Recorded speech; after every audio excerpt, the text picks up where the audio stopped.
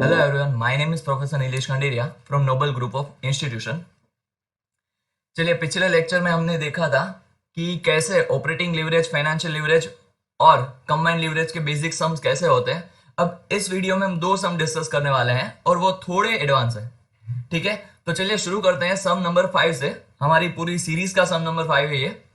उसमें आपको एक कंपनी की बैलेंस शीट दी गई है और थोड़ी इंफॉर्मेशन दी गई है। आपको उस पर से फाइनेंशियल लीवरेज, कंबाइंड लीवरेज और ऑपरेटिंग लीवरेज फाइंड करना है।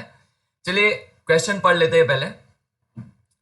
देखिए, लाइबिलिटी साइड इक्विटी दी गई है, डिबेंचर दिए गए हैं, रिटेन अर्निंग दी गई है, करंट लाइबिलिटीज दी गई है, asset side fix asset, current asset, दोनों असेट दी गई है। उसके बाद टेल अगर हम इंफॉर्मेशन देखें तो उसमें थोड़ी सी चीजें हमें दी गई है। देखते हैं। The companies total asset turnover is 3 times its fixed operating cost is rupees 1 lakh and its variable cost is 40% of sales। Tax rate है 40%। अब देखिए, अब अगर यहां पर हम सम करना स्टार्ट करें तो सबसे पहले तो हमें सबके फॉर्मूला याद होने चाहिए। ठीक है, फॉर्मूला आप सामने देख सकते हो, यहां पर लिखे गए हैं। उसके बाद आपको सिंपली क्या करना है, इन फॉर्मूला में जो भी आइटम आ रही है वो हमें फाइंड करनी है। मतलब कंट्रीब्यूशन फाइंड करना है, ईबीआईटी फाइंड करना है, ईबीआईटी, ईबीटी, कंट्रीब्यूशन, ये सब हमें फाइंड करना है। अब उसके लिए हमें क्या बनाना पड़ेगा, इनकम स्टेटमेंट। अब इनकम स्टेटमेंट के लिए सबसे पहले क्या चाहिए होगा, हमें सेल्स। क्या चाहिए होगा, सेल्स। अब चलिए, सेल्स अगर हमें चाहिए हो तो सिंपली यहां पर सेल्स डायरेक्टली तो नहीं दिए गए, लेकिन उसकी एक इंफॉर्मेशन हमें यहां पर दी गई है। चलिए देखते हैं तो क्या दिया गया है। The companies total asset turnover is 3 times। इसका मतलब सिंपली क्या होगा, कंपनी की टोटल असेट जो भी है, असेट टर्नओवर रेशियो उसका 3 times है। तो हम असेट टर्नओवर रेशियो का पहले फॉर्मूला पढ़े हुए थे। असेट टर्नओवर रेशियो का सिंपली फॉर्मूला क्या होता है, टर्नओवर, टर्नओवर को आप क्या बोल सकते हो, सेल्स भी बोल सकते हो, अपॉन टोटल एसेट। अब देखिए, टोटल एसेट तो हमें यहां पर दी गई है। असेट साइड का अगर आप असेट साइड का अगर आप टोटल लगाओगे तो आपको क्या मिल जाएगा, टोटल एसेट। तो यहां पर टोटल एसेट कितनी हम लिखेंगे, 2 लाख, और टोटल एसेट टर्नओवर रेशियो में दिया गया है 3 times। तो सिंपली अगर यहां पर ये टोटल एसेट कहां पर दी गई है, डिनोमिनेटर में, अगर मैं इसको इक्वल टू का उस साइड ले जाऊं तो कहां पर आ जाएगी, मल्टीप्लीकेशन में आ जाएगी। सिंपली हम बात करें तो यहां पर दी गई है डिवीजन में, अगर मैं उसको इक्वल टू के उस साइड ले जाता हूं तो वो क्या बन जाएगी, मल्टीप्लीकेशन। तो सिंपली मैंने वो यहां पर लिखा है, sales is equal to total asset turnover ratio into total asset. अब देखिए, टोटल असेट टर्नओवर रेशियो हमें कितना दिया गया है, 3 times, तो मैंने लिख दिया 3 इनटू टोटल असेट हमारी कितनी आई, 2 लाख, तो मैंने लिखा 2। तो सिंपली 2 लाख इनटू अगर आप 3 करते हो तो कितना आता है, 6 लाख। तो हमारा टोटल सेल्स कितना आ गया, 6 लाख। तो चलिए हम इनकम स्टेटमेंट में सेल्स हम लिख देते हैं 6 लाख रुपीज। ठीक है, ये हमने सेल्स लिख दिया। अब यहां पर हमें कहा गया है it's variable cost is 40% of sales, यानी कि वेरिएबल कॉस्ट कितनी होगी, आपका जितना भी सेल्स होगा उसकी कितने परसेंट होगी, 40%। तो सिंपली हम 40% करते हैं इसका, 6 लाख टोटल सेल्स है, इंटू 40 डिवाइड बाई 100, तो कितना आएगा, 2,40,000। तो चलिए हमारी वेरिएबल कॉस्ट टोटल कितनी आ गई, 2,40,000। ठीक है। अब कंट्रीब्यूशन में कैसे मिलता है, सेल्स में से अगर आप वेरिएबल कॉस्ट माइनस करते हो तो आपको क्या मिलता है, कंट्रीब्यूशन। तो सिंपली सेल्स में से हम वेरिएबल कॉस्ट माइनस करते हैं, सेल्स दी गई है 6 लाख माइनस वेरिएबल कॉस्ट हमें कितनी मिली, 2,40,000। तो हम माइनस करते हैं तो हमें कितना मिला कंट्रीब्यूशन, 3,60,000। तो चलिए 3,60,000। ठीक है। अब यहां पर हमें fixed operating cost, fixed operating cost दी गई है 1 लाख रुपीज। हाँ, कई लोग पता नहीं क्या सोचकर फिक्स असेट लिख देते हैं, वहां पर फिक्स्ड कॉस्ट हमें बोला गया है। तो फिक्स्ड ऑपरेटिंग कॉस्ट हमें कितनी दी गई है, 1 लाख रुपीज। तो चलिए यहां पर लिख देते हैं 1 लाख। अब हमें क्या चाहिए, ईबीआईटी। अगर हमें ईबीआईटी चाहिए हो तो हमें क्या करना पड़ेगा, कंट्रीब्यूशन में से हमें फिक्स कॉस्ट माइनस करनी पड़ेगी। तो 3,60,000 कंट्रीब्यूशन है, उसमें से अगर हम 1 लाख माइनस फिक्स कॉस्ट करते हैं तो हमें कितना मिलेगा, 2,60,000। तो हमारा ईबीआईटी कितना हो गया, 2,60,000 रुपीज। ठीक है। अब चलो डीओएल तो हम यहां से फाइंड कर सकते हैं, क्योंकि डीओएल का फॉर्मूला क्या है, डॉल का, कंट्रीब्यूशन अपॉन ईबीआईटी। अब कंट्रीब्यूशन हमें यहां पर कितना मिला, 3,60,000। तो हम लिखते हैं 3,60,000 डिवाइड बाय ईबीआईटी हमें कितना मिला यहाँ पर 2,60,000, तो चलिए लिख लेते हैं 2,60,000। अब इसको हम डिवाइड करते हैं तो हमें आंसर क्या मिलेगा देख लेते हैं। 3,60,000 डिवाइड बाई 2,60,000, हमें आंसर मिला। आंसर में कितना मिला 1.38, हमारा आंसर हो गया 1.38। तो चलिए लिख देते हैं यहाँ पर 1.38 टाइम्स। ठीक है, टाइम्स अगर आप भूल गए तो आपका आधा मार्क कट जाएगा।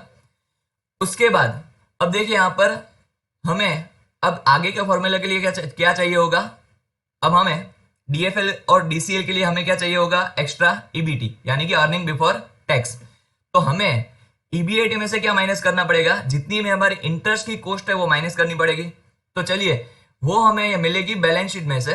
अब देखिए बैलेंस शीट का सिर्फ इतना ही काम है कि देखो यहाँ पर डेट कितना दिया गया है। अब 80,000 वो डिबेंचर हमने इश्यू किए हैं, रेट ऑफ इंटरेस्ट क्या है 10%, मींस कि एवरी ईयर हम कितना इंटरेस्ट पे कर रहे हैं 10%। अब देख लेते हैं 80,000 इंटू अगर आप 10/100 करते हो, आपको हर साल इंटरेस्ट की कॉस्ट कितनी आ रही है 8,000। तो सिंपली हम यहां से 8,000 माइनस करते हैं तो 2,60,000 ईबीआईटी आया हमारा।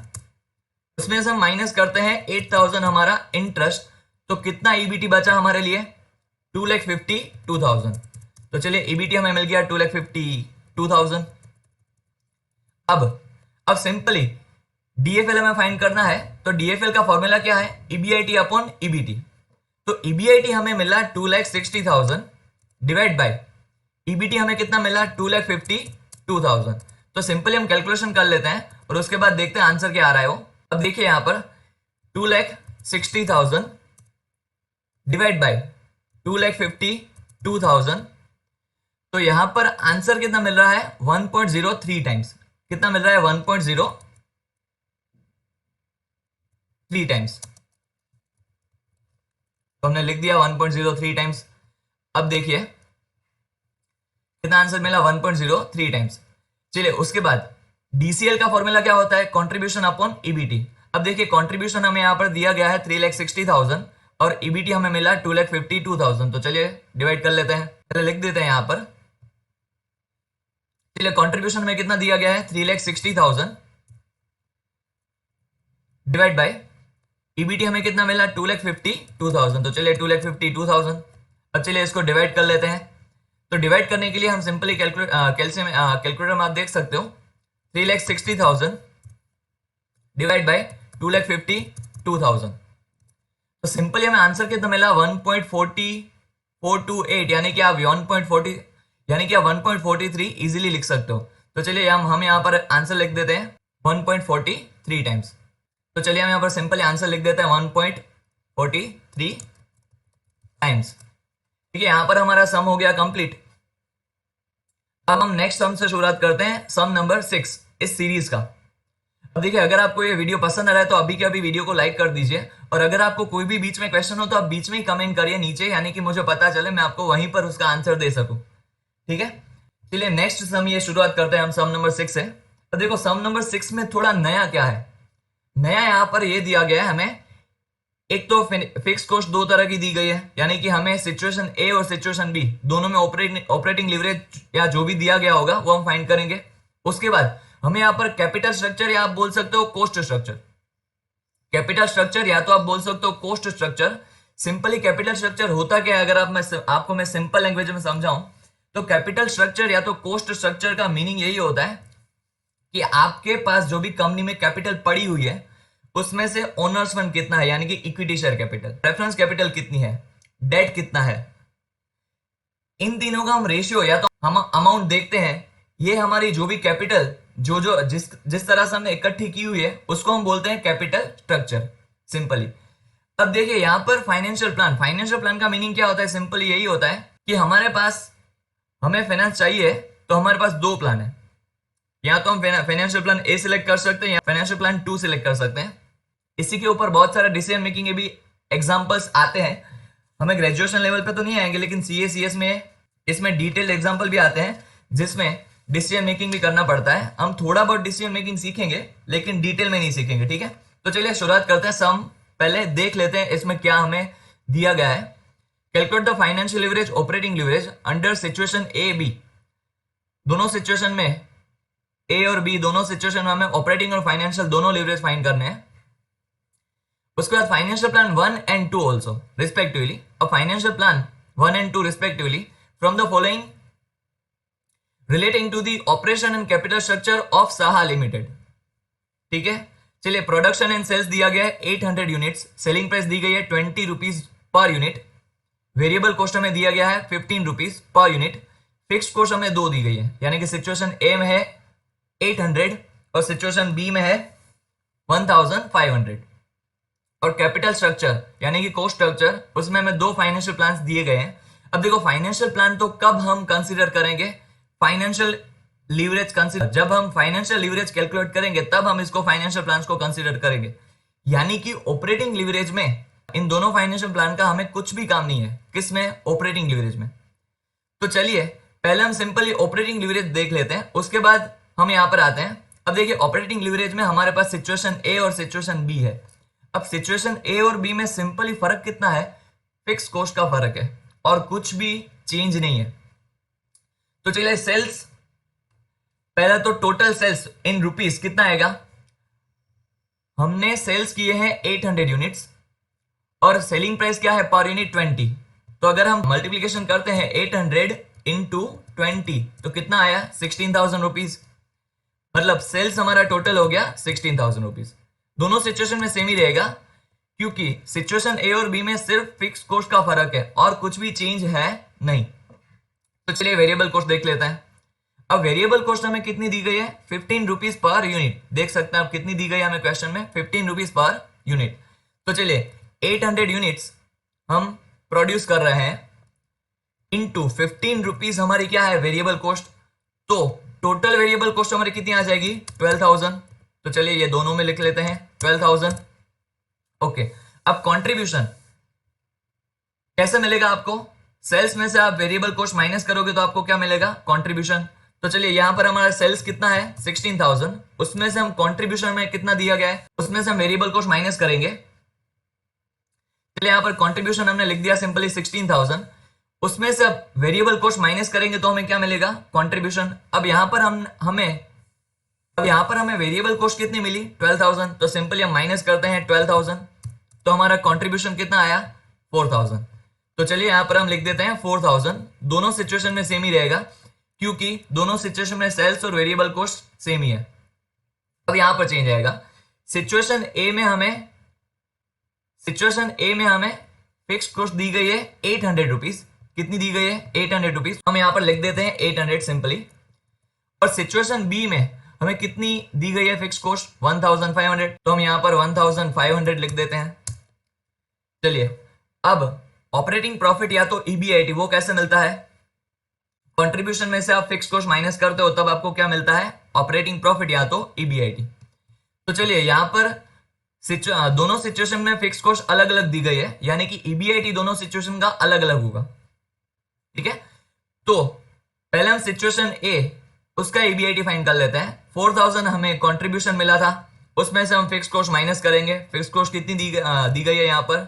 800। तो सिंपली ईबीआईटी हमारा कितना आया? 3,200।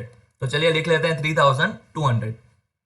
उसके बाद सिचुएशन नंबर बी में कंट्रीब्यूशन तो सेम ही है 4,000। तो चलिए सिंपली लिख देते हैं 4,000, उसमें से हम माइनस करेंगे फिक्स कॉस्ट। अब fix cost situation number B में कितनी दी गई है? 1,500। तो माइनस सिंपली हम करते हैं 1,500। तो यहां पर हमारा ईबीआईटी कितना मिला हमें? 2,500। तो सिंपली हम लिख देते हैं 2,500। अब देखिए सबसे पहले हम सिचुएशन ए में डीओएल फाइंड कर लेते हैं। अब डीओएल का फॉर्मूला क्या होता है? Contribution upon EBIT.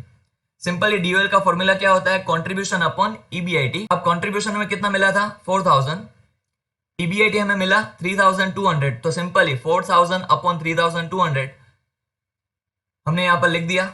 उसके बाद हम फाइंड कर लेते हैं डीओएल का आंसर। अब देखिए 4,000 डिवाइड बाय 3,200 तो हमें आंसर मिला 1.25। तो सिंपली हम यहां पर लिख देंगे हमारा आंसर 1.25 टाइम्स। ठीक है, ये हमारा आंसर यहां पर हमने लिख दिया। और सिचुएशन ए में हमें ऑपरेटिंग लिवरेज कितना मिला 1.25 टाइम्स, सिंपली। चलिए उसके बाद चलते हैं सिचुएशन बी पर। अब सिचुएशन बी में भी ऑपरेटिंग लीवरेज का फॉर्मूला तो सेम ही रहेगा, कॉन्ट्रीब्यूशन अपॉन ईबीआईटी। यहाँ पर भी हमारा कॉन्ट्रीब्यूशन तो सेम ही रहेगा 4,000 रुपीज। तो चलिए लिखते हैं 4,000 डिवाइड बाय, हमें ईबीआईटी सिचुएशन बी में कितना मिला 2,500। तो सिंपली हम डिवाइड करते हैं 2,500। तो हमें यहां पर ऑपरेटिंग लीवरेज कितना मिला 1.6। तो सिंपली हम यहां पर लिख देते हैं 1.6 टाइम्स। तो यहां पर हमें सिचुएशन ए और सिचुएशन बी दोनों में ऑपरेटिंग लीवरेज मिल गया कितना 1.25 और सिचुएशन बी में मिला 1.6 टाइम्स।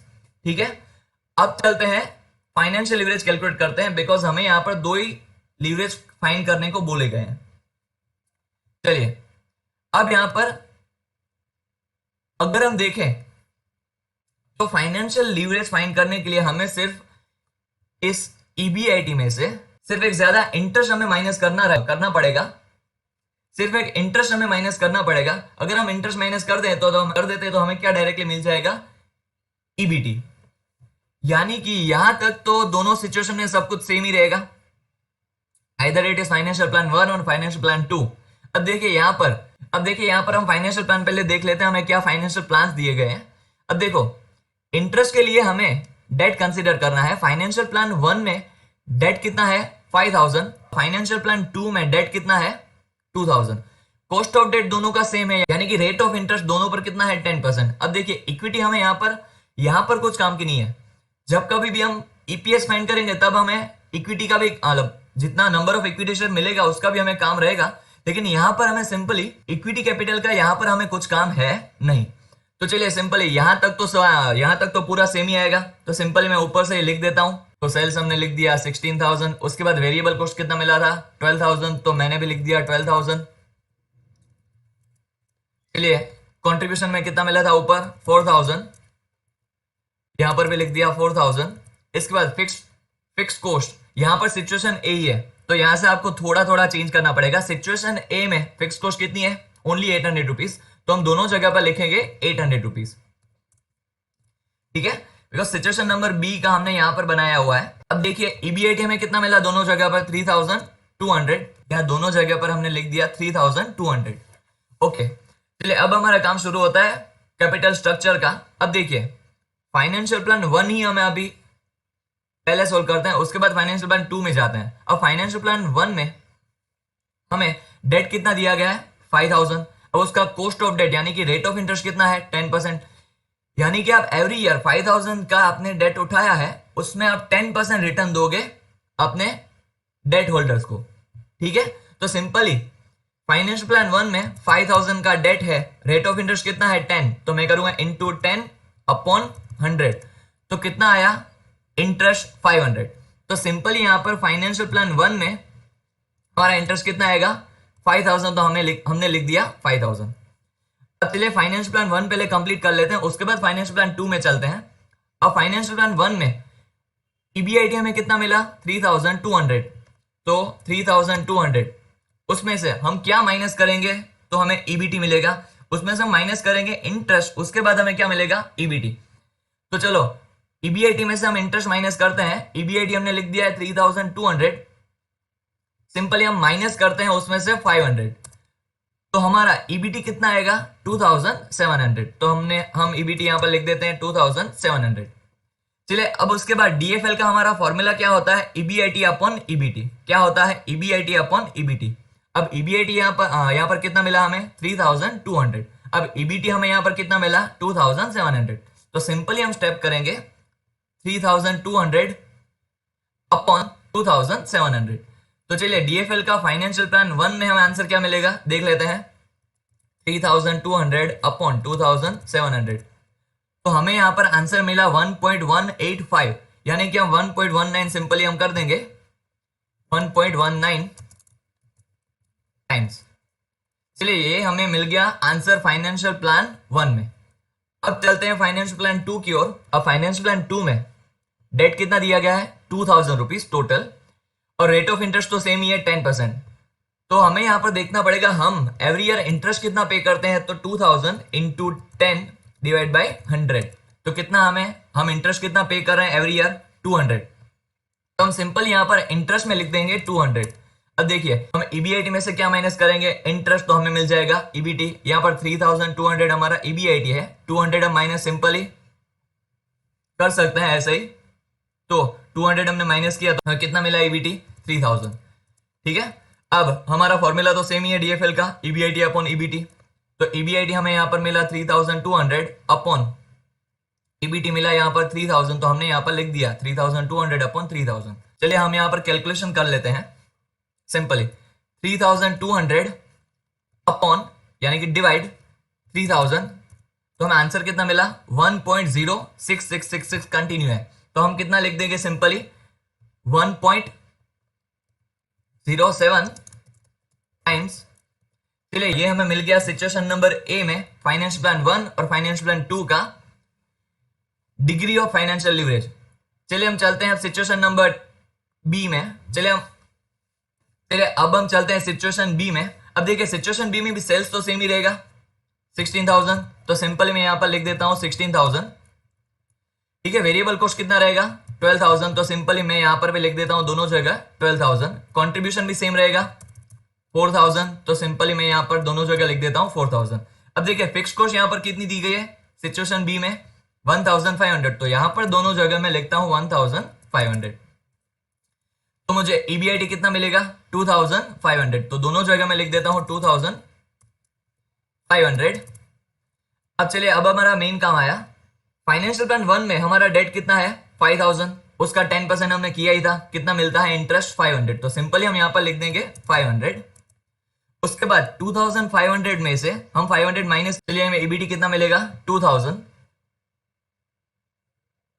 उसके बाद सिंपली हम यहां पर लिख देते हैं ईबीआईटी अपॉन ईबीटी, डीएफएल का हमारा फॉर्मूला, डीएफएल का हमारा फॉर्मूला क्या होता है ईबीआईटी अपॉन ईबीटी, तो सिंपली 2,500 अपॉन 2,000। ठीक है, अब हम यहां पर अगर डिवाइड करते हैं इसका 2,500 डिवाइड बाय 2,000, तो हमें आंसर मिलता है 1.25। तो चलिए डीएफएल का हमें सिचुएशन बी में फाइनेंशियल प्लान 1 के नीचे आंसर कितना मिल गया, हमें डीएफएल का आंसर सिचुएशन बी में अंडर फाइनेंशियल प्लान 1 आंसर कितना मिला 1.25 टाइम, तो सिंपली हम यहां पर लिख देते हैं 1.25 टाइम्स। ठीक है, ये हमारा आंसर यहां पर हो गया। उसके बाद चलते हैं फाइनेंशियल प्लान 2 में। अब फाइनेंशियल प्लान 2 में हमें इंटरेस्ट कितना पे करना था एवरी ईयर 200, यहां पर हमने फाइंड कर लिया, यानी कि हम दोबारा कैलकुलेशन नहीं कर रहे हैं, सिंपल यहां पर लिख रहे हैं 200। ठीक है, अब 2,500 में से अगर आप 200 माइनस करोगे तो आपको कितना मिलेगा 2,300 ईबीटी मिलेगा आपको। अब डीएफएल का फॉर्मूला क्या होता है ईबीआईटी अपॉन ईबीटी, हमें यहाँ पर ईबीआईटी मिला 2,500, ईबीटी मिला 2,300, तो मैं 2,500 डिवाइड बाय 2,300 यहाँ पर करूंगा, तो मुझे डीएफएल का आंसर कितना मिलेगा, चलिए कैलकुलेशन कर लेते हैं यहाँ पर हमें आंसर क्या मिलेगा। तो 2,500 डिवाइड बाय 2,300, तो आंसर यहाँ पर हमें मिला 1.086, यानी कि मैं यहाँ पर लिखूंगा 1.09, तो सिंपली चलो मैं लिख देता हूं 1.09 टाइम्स। चलिए ये हमें आंसर मिल गया situation number be under financial plan 2। ठीक है, यहां पर हमारा ये सम भी होता है कंप्लीट। आगे के जो भी लेक्चर्स आएंगे हम यहाँ पर थोड़ा थोड़ा हमारा लेवल अप करेंगे, यानी कि आपको भी थोड़ा समझ में आए। चलो अब देते हैं आपको आज का होमवर्क, जो आपको कल रात 12 बजे तक कर गूगल क्लासरूम में अपलोड करना है। चलिए तो ये 3 क्वेश्चन आपको आज हम होमवर्क में दे रहे हैं, क्वेश्चन नंबर 1, 2 और 3। ठीक है, ये आपको सिंपली क्या करना है, आपको पहले लिखना है, एकदम पेज के बीच में आपको अपना नाम लिखना है, उसको हाईलाइट करना है, और उसके बाद गूगल क्लासरूम में जो हमने असाइनमेंट क्रिएट किया हुआ है उस पर आपको जाकर अपलोड कर देना है सिंपली। चलिए ये आप पोस्ट करके देख सकते हो क्वेश्चन क्या दिए गए, स्क्रीनशॉट लेकर आप रख लीजिए। उसके बाद आपको जब कभी भी सॉल्यूशन करने का मन हो, आज के दिन में कर ही लेना पड़ेगा, तब आप सॉल्यूशन कर लो। चलो thank you for watching this video, मिलते हैं नेक्स्ट वीडियो में। लाइक करिए, शेयर करिए, सब्सक्राइब करिए और लोगों से करवाइए। Take care, bye bye.